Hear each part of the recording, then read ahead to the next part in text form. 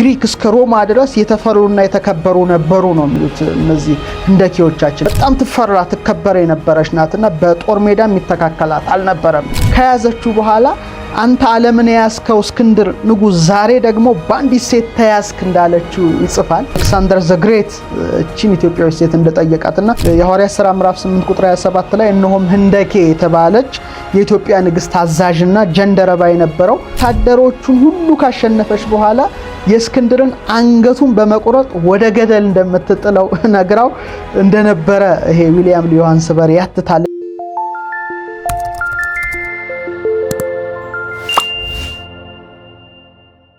ዛሬ ይዤላችሁ የምቀርበው እስክንድርን ስላንበረከከችው ተወዳጇ የኢትዮጵያ ንግስት ነው። ይዤላችሁ የምቀርበው እንደሚታወቀው በኢትዮጵያ ጥንታዊ ታሪክ እጅግ የሚያስደንቁ ብዙ ሴቶች አሉ። እቺ ሴት በጣም ኃያል ናት።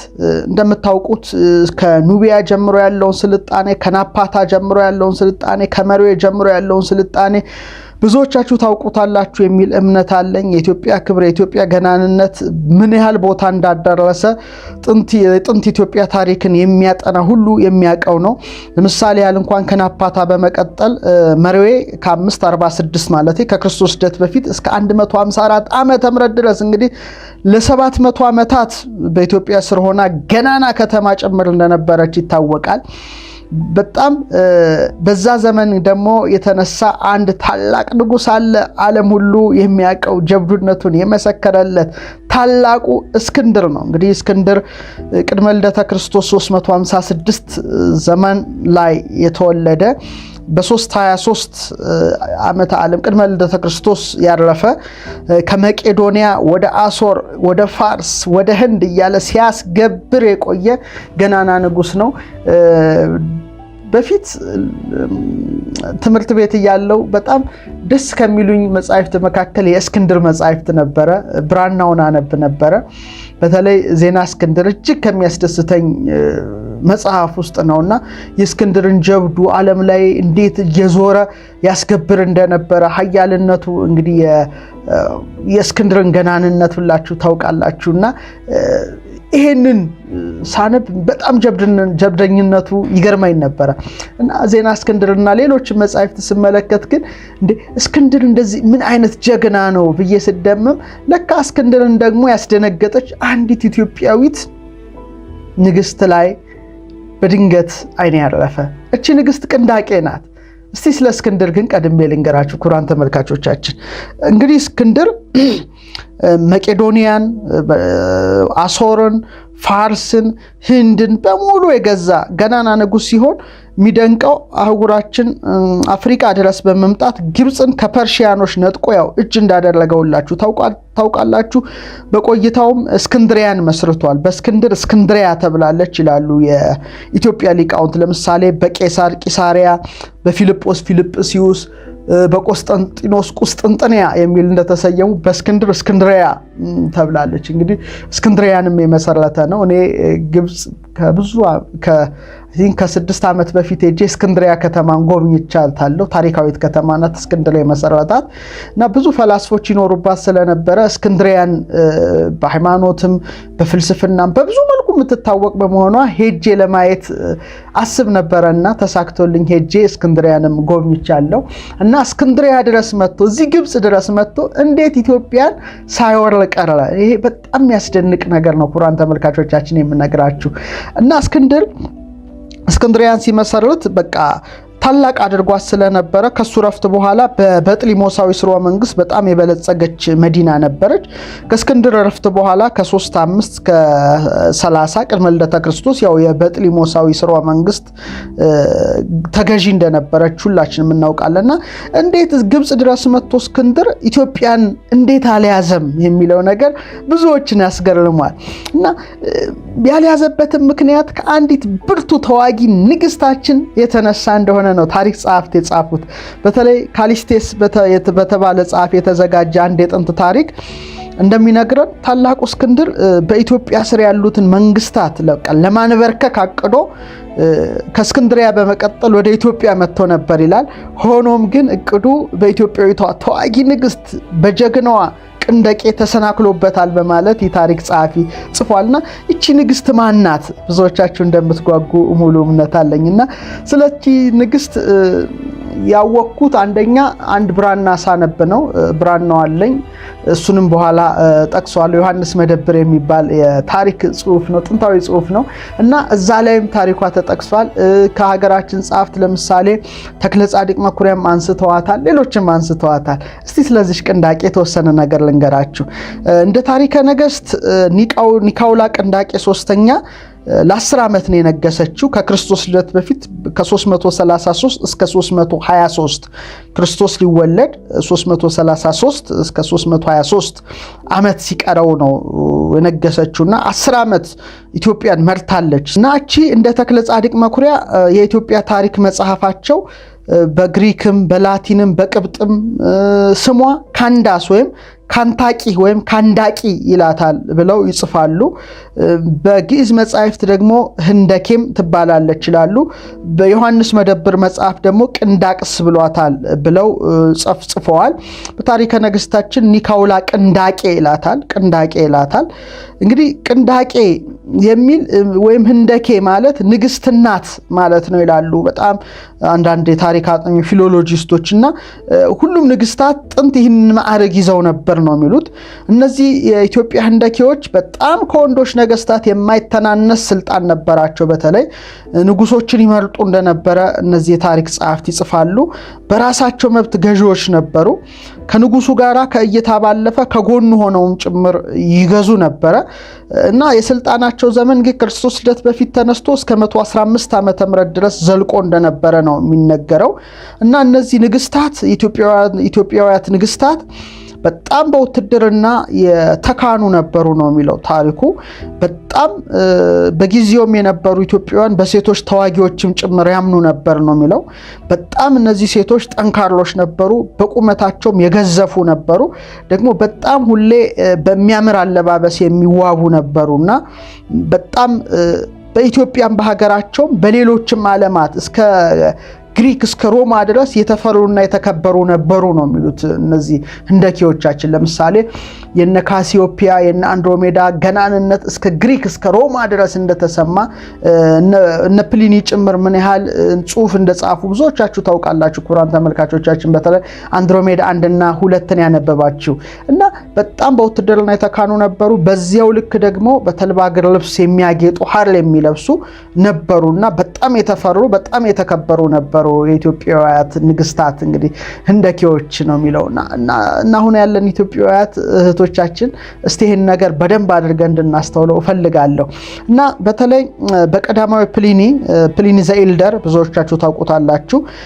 የኢትዮጵያ ንግስታት ህንደኬ የሚለውን ስም መያዛቸው ይላል እንደውም ከገናንነታቸው የተነሳ የጥንት ሲሪያንና ሜዲትራኒያንን በመግዛታቸው ነበር በማለት ጨምሮ ይጽፋል። በጣም የፕሊኒ እና በርካታ ሰነዶች አሉ በዚህ ላይ። በተለይ ፕሊኒ ከ23 ዓመተ ምህረት እስከ 79 ዓመተ ምህረት የነበረ ታላቁ ፕሊኒ ሮማዊ ነው። ናቹራል ፊሎሶፈር ወይም የተፈጥሮ ፈላስፋ ነው። በዘመኑ ታላቅ ስምና ዝና የነበረው ፕሊኒ የንጉስ ቫስፓሲያን ጓደኛ ነው። በተለይ በዘመኑ ተፈጥሮንና መልካዊ ምድራዊ ኩነቶችን በማጥናት በመመርመር የሚታወቅ ነው። የተፈጥሮ ታሪክ የሚል 37 መጻሕፍትን ያካተተ ድንቅ መዝገበ ጥበባት ወይም ኢንሳይክሎፒዲያ አዘጋጅቷልና በተለይ ቱርኔል ሻሮን በ1834 ዘ ሳክሪድ ሂስትሪ ኦፍ ዘ ወርልድ በሚለው መጽሐፉ ላይ የጥንት የኢትዮጵያ ንግስታት ሲሪያንና ሜዲትራኒያንን ጭምር ገዝተው ህንደኬ እስከመባል ደረጃ ደርሰዋል በማለት ፕሊኒ የጻፈውን ጠቅሶ መጽሐፉ ላይ አስነብቦናል። እና እቺ ንግስት በተለይ ቅንዳቄ አንዳንዶቹ ምንድነው የሚሉት በጣም ተዋጊ ከመሆኗ የተነሳ ከሮማውያን ጋር በተደረገ ውጊያ ምክንያት አንድ አይኗ ተጎድቶ ስለነበረ አንድ አይኗ ማየት አይችልም ነበር ይላሉ። በጣም ተዋጊ ነበረችና ኃይለኛ ነበረች፣ በጣም ብልህ ነበረችና በአንድነት መምራት የምትችል ነበረች ይላል ቅንዳቄና በጣም ትፈራ ትከበር የነበረች ናትና በጦር ሜዳ የሚተካከላት አልነበረም ብሎ ያነሳታል። አሁን ለሶስት ጽሁፎችን ወይም 3 የታሪክ መዛግብትን በዚሁ ላይ ለማስረዳት እሞክራለሁ። በተለይ ለአጥኞች ለተመራማሪዎች እንዲሆን ማለት ነው። በተለይ ስለ ቀደምት ኢትዮጵያውያን ሴቶች ማጥናት ለምትፈልጉ እንደ መነሻ እንዲሆናችሁ ፈልጋለሁ። አንደኛው ዮሐንስ መደብር የተባለው ጥንታዊ መጽሐፍ ነው። አቶ ተክለጻድቅ መኩሪያም በታሪክ መጽሐፋቸው ላይ ይሄንን አንስተዋል። ከዮሐንስ መደብር ወስደዋልና ዮሐንስ መደብር ምን ይላል? ህንደኬንና ሀገሯ ኢትዮጵያን ለመሰለል ከግብጽ ሰላዮች በላከ ጊዜ ራሱ ትልቁ እስክንድር ከሰላዮቹ ጋር እንደ አንድ ተራ ሰው መስሎ እንደነበረ አወቀች ይላሉ። በጣም ይገርማል። ዮሐንስ መደብር ነው የጻፈው። አቶ ተክለጻድቅ መኩሪያም በኢትዮጵያ ታሪክ መጽሐፋቸው ላይ ጠቅሷልና እስክንድሪያን ከገዛ በኋላ ስለዚህ ቻያል ሴት ይሰማልና እስቲ የኢትዮጵያን ነገር መሰለል አለብኝ ብሎ ተራ ወታደር መስሎ ከሰላዮች ጋራ ኢትዮጵያ ጭምር ሊመጣ ወደ ድንበሯ እንደተጠጋ ነው ዮሐንስ መደብር የሚጽፈው። እሷ ግን በጣም ባላት የውትድርና ብቃት የምርመራ ብቃት እስክንድር መሆኑን አውቃው ከያዘችው በኋላ አንተ ዓለምን ያስከው እስክንድር ንጉስ ዛሬ ደግሞ በአንዲት ሴት ተያዝክ እንዳለችው ይጽፋል። በጣም ይገርማል። በአንዲት ኢትዮጵያዊ ሴት ተያዝክ ዛሬ ብላ እንዳለችው እስክንድር ደግሞ ምን ብሎ መልሶላታል? እዛ ታሪክ መጽሐፍ ላይ የሚገኘው ትልቁ ታሪክ መጽሐፍ ላይ ጥንታዊ ታሪክ መጽሐፍ ላይ በእውቀትሽ በህሊናሽ ጥልቀትና በጥበብሽ ያሽኝ ይላታል። በጣም አስተውሉ። በእውቀትሽ ይላል። እውቀት ቀላል አይደለም። ቀጥሎ በህሊናሽ ጥልቀት ይላል። የሐሳብ ጥልቀት ነበራት ማለት ነው። በጥበብሽ ያሽኝ ይላል። እንግዲህ አስቡ፣ ጥበብ ከፍታ ነው። ኩላሊት ያጤሰውን ልብ ያመላለሰውን ናላ ያወረሰውን ያስተባበረ ሰው ነው ጠቢብ የሚባለውና በጥበብሽ ያሽኝ። ስለዚህ እኔ ደግሞ ይላታል እስክንድር አንቺንና ልጅሽን በደግነት ልጠብቃችሁ ማለት ለጋብቻ ጭምር እንደጠየቃት ይጽፋል። በጣም የሚገርም ታሪክ ነው ክቡራን ተመልካቾቻችንና ጠቢቡ እስክንድር ኃያሉ እስክንድር ታላቁ እስክንድር አሌክሳንደር ዘግሬት እቺን ኢትዮጵያዊ ሴት እንደጠየቃትና ከዚያ በኋላ በተፈጠረው መልካም ወዳጅነት ተከባብራ ኢትዮጵያ አክብሮ በተለይ እስክንድር የህይወት ታሪኩን የጻፈው ፑልታሩክ ምን ብሏል? በተለይ የታላቁ እስክንድር ታሪክ የህይወት ታሪኩን በሚለው እና ታላቁ እስክንድር የድል አድራጊነቱን የዓለም ገዥነቱን ባከበረበት በባቢሎን ከተማ በዓል ላይ ኢትዮጵያውያን ጭምር ለመታደም ተገኝተው ነበር ይላልና ተከባብረዋል ማለት ነውና ይሄ በጣም የሚገርም ነው። የዮሐንስ መደብር ጽሑፍ ነው። አቶ ተክለጻድቅ መኩሪያ ወስደውታል። አቶ ተክለጻድቅ መኩሪያ እንግዲህ ይቀጥሉና እስክንድር ይህን ከተናገረ በኋላ ከእስክንድር አንደበት ህንደኬ ንግስት ይህንን ሰምታ ከእርሱ ጋር እንደተስማማች ከዚህ በኋላ እንግዲህ የሱ እንደው ሚስቱ እንደሆነች ጨምረውም የገለጹበት አጋጣሚ አለ። ይህ እንግዲህ አንድ የሶርስ ነው ማለት እንችላለን። በተለይ ዮሐንስ መደብር ታሪክ ተመራማሪዎች ግን አጥንተው የፈለጉትን መያዝ ይችላሉ የሚል እምነት አለኝ። እንደውም ጨምረው ሲገልጡ ከአሶር ወደ ፋርስ ከፋርስ ወደ ህንድ ሀገር እየዞረ ግዛቱን ሲያሰፋ ኖሮ በኋላ ወደ ባቢሎን ተመልሶ በ323 ዓመት ላይ ቅድመ ልደተ ክርስቶስ ማለት ነው ሲሞት የህንደኬና የእስክንድር ጋብቻ የወሬ ጋብቻ ሆኖ ቀርቶ ሊሆንም ይችላል። ነገር ግን ያው ትልቁ እስክንድር ነበሩት ከሚባሉት ከ366 ሚስቶች ቁባቶች ውስጥ አንዲቱም እሷ የመርዌ ንግስት ህንደኬ ናት የሚል ሐሳብ በዮሐንስ መደብር ከተጻፈው ጋር አገናኝተው የጠቀሱበት አጋጣሚ አለ። ይህም አንድ እይታ ነው። ሌላ እይታ የሚያዩ ደግሞ የታሪክ ምሁራን አሉ። እሱን በኋላ አመጣለሁ። መሪራ ሳማን በላይም እንደዚሁ የጥንቷ ኢትዮጵያ ትንሳኤ ታሪክ በሚል መጽሐፋቸው ላይ ወደ 13 ህንደኬዎች ዘርዝረዋል። በተለይ አዚት ይሏታል የመጀመሪያዋን፣ የአክሱማ ያክስት ናት ይላሉ። ሁለተኛዋን ሚኒ ይሏታል። ሶስተኛዋን ቅንደቅስ ይሏታል። አራተኛዋን ሰማርታ ይሏታል። አምስተኛዋን ካሺ ወይም የተሐርቅ እናት የሚሏታል። ሌላው ሙዝልቢያ የሚሏት አለች። አሚኒሊትስ ይሏታል። ሰባተኛው አንጤያ ይሏታል። የሙዝልቢያ ልጅ ናት ይላሉ። ቀጥላ ስምንተኛዋ ህንደኬ አንስጢያ ይሏትና የአንጢያ ልጅ ይሏታል። ዘጠነኛ እንግዲህ አንስጣጢያ ወይም የአንስጢያ ልጅ ይላሉ። በጣም ቆንጆ እንደነበረች ይጽፋሉ። 10ኛ የኔትሜር የፒያን እናት 11ኛው ሃታር ወይም የሄርማኪስ እናት ይሏታል። 12ኛው እንግዲህ ዳግማዊት ቅንዳቅስ በናፓታ የመጨረሻዋ የህንደኬ ንግስት ብለው ያነሳሉ። እና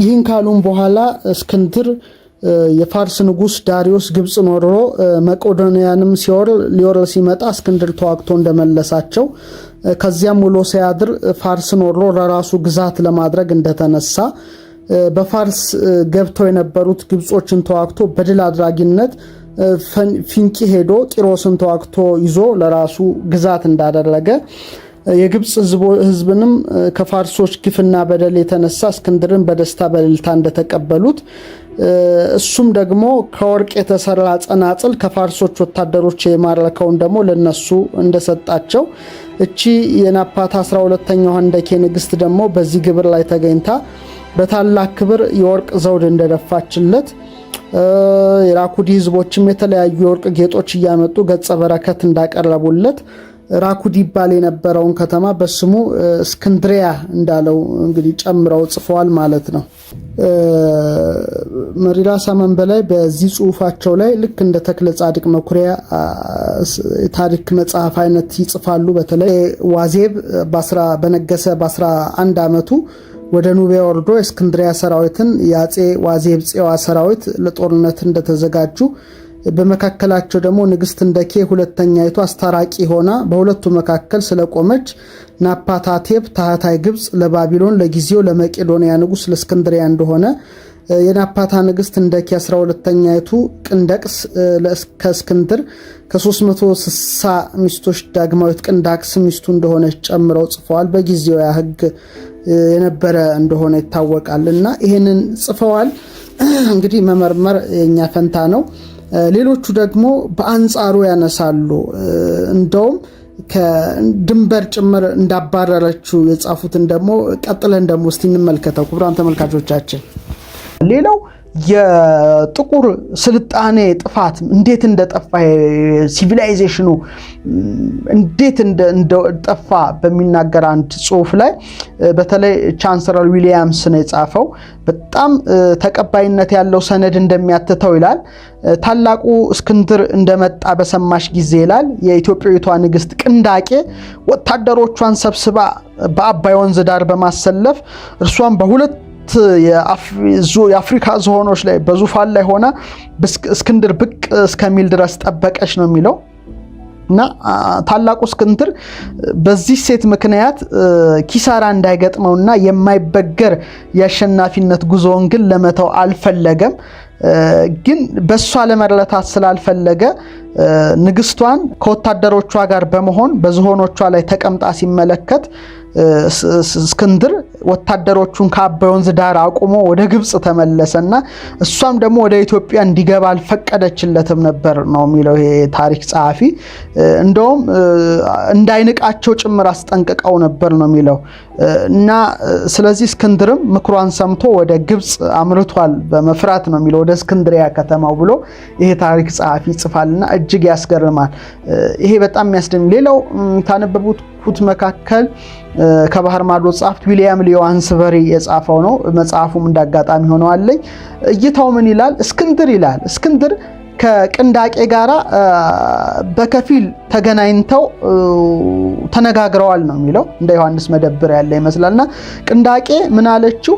እስክንድርን ወዲያውኑ ኢትዮጵያን ለቆ እንዲሄድ ከኢትዮጵያ መግባትም አይደለም ለቆ እንዲሄድ አካባቢውን ጭራሽ ለቆ እንዲሄድ እንደመከረችው እምቢ ካለ ግን ወታደሮቹን ሁሉ ካሸነፈች በኋላ የእስክንድርን አንገቱን በመቆረጥ ወደ ገደል እንደምትጥለው ነግራው እንደነበረ ይሄ ዊሊያም ሊዮሃንስበሪ ያትታልና እጅግ ይገርማል።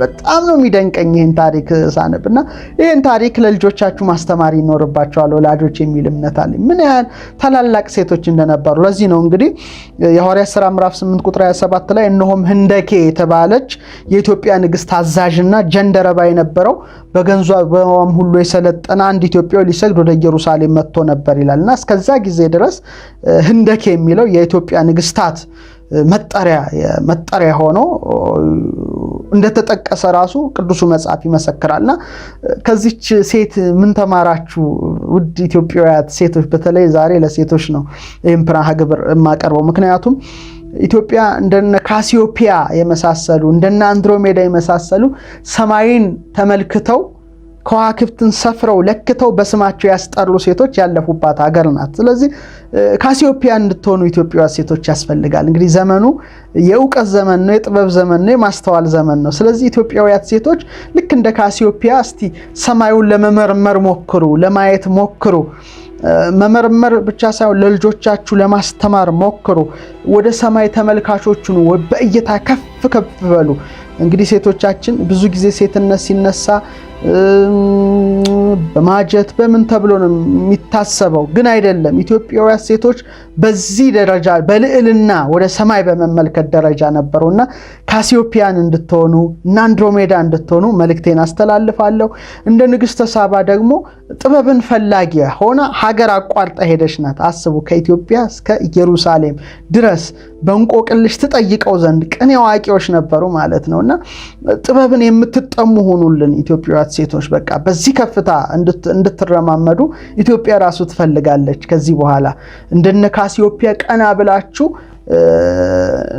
በጠፈር ካርታ ላይ ስሟን ማስመዝገብ የምትችሉ ኢትዮጵያውያን ሴቶች ሁኑላት ለኢትዮጵያ የሚል ሐሳብ አለ። እንደ አንድሮሜዳ በጠፈር ካርታ ላይ ኢትዮጵያ ፕሪንሰስ ኦፍ ኢትዮጵያ ተብሎ እንዲመዘገብ እንድታደርጉላት ኢትዮጵያ ጥሪዋን ታስተላልፋለች።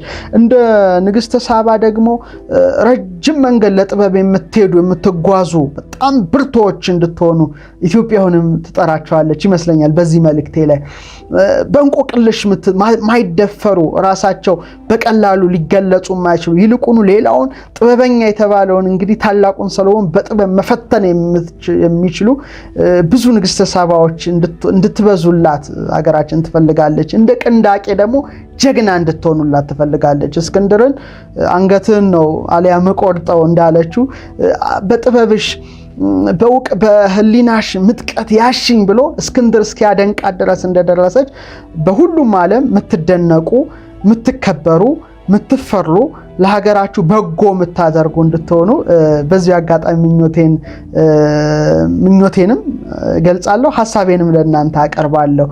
የቅርቦቹማ ብዙዎች ናቸው፣ ግን የቅርቦቹንም የሚያውቀው ስንቱ ነው? አሁን ስለ ቅንዳቄ የዛሬ 300 ቅድመ ልደተ ክርስቶስ የዛሬ 2333 ዓመት የነበረችውን ቅንዳቄ፣ የዛሬ 3000 ዓመት የነበረችውን ንግሥተ ሳባ፣ የዛሬ 4000 ዓመት የነበረችውን ካሲዮፒያን፣ አንድሮሜዳን ስንቶቻችን እናውቃለን? አረ እነሱ እናቆይና የቅርቡንስ ስለነ እቴጌ ምንትዋብ ምን ያህል እናውቃለን? ስለነ እቴጌ እሌኒ ምን ያህል እናውቃለን? ስለነ እቴጌ ጣይቱ ምን ያህል እናውቃለን? ስለ ንግሥተ ነገሥታት ዘውዲቱ ምን ያህል እናውቃለን? ስለ እቴጌ መነን ምን ያህል እናውቃለን? ክቡራን ተመልካቾቻችን፣ ስለዚህ የራሳችን ታሪክ ጠንቅቀን በማወቅ ለመጪውም ትውልድ በተለይ በማስተላለፍ እንድንጠነክር በዚህ አጋጣሚ መልእክቴን አስተላልፋለሁ። ክቡራን ተመልካቾቻችን ዛሬ እንግዲህ ቅንዳቄን አስበናታል። እቺን ታላቅ ንግሥት አስበናታል። ጀግንነቷን አስበናል። በሌላው ጊዜ ደግሞ ስለነ ካሲዮፒያ፣ ስለነ አንድሮሜዳ፣ ስለሌሎችም